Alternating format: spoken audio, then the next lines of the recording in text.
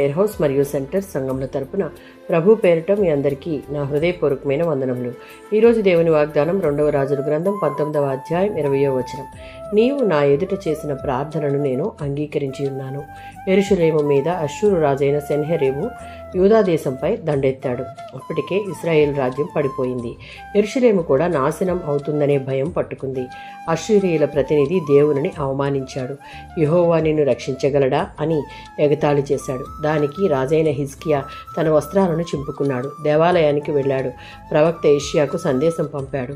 తన బలాన్ని నమ్మలేదు. దేవుని మీదే ఆధారపడి దేవునికి ప్రార్థన చేశాడు. దేవుడు హిజ్కియా చేసిన ప్రార్థనకు స్పందించి యెషయా ప్రవక్త ద్వారా హిజ్కియాతో, నేను నీ ప్రార్థనను అంగీకరించి ఉన్నాను అని జవాబు చెప్పాడు. ఈ ప్రార్థనలో హిజ్కియా రాజుగా కాదు, యోధుడిగా కాదు, విశ్వాసిగా దేవుని ఎదుట నిలిచి ప్రార్థన చేశాడు. ఈ ప్రార్థన ద్వారా హిజ్కియా దేవుని మీద సంపూర్ణంగా ఆధారపడినందున దేవుడు ఆ ప్రార్థన ఆలకించి మౌనంగా ఉండలేదు. ప్రార్థన ద్వారా ఉన్న పెద్ద సమస్య కంటే తన విశ్వాస పరిమాణాన్ని పెంచుకుని దేవునిని అడిగినందున దేవుడు అందులో విజయాన్నిచ్చాడు. 34వ సంకీర్తన 15వ చరణం. యెహోవా నీ చెవులు నీతిమంతుల ప్రార్థనలను వింటాయి.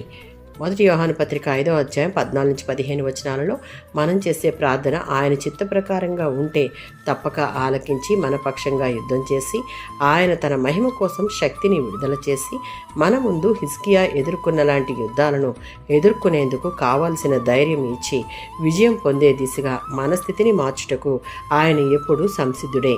ఆమేన్.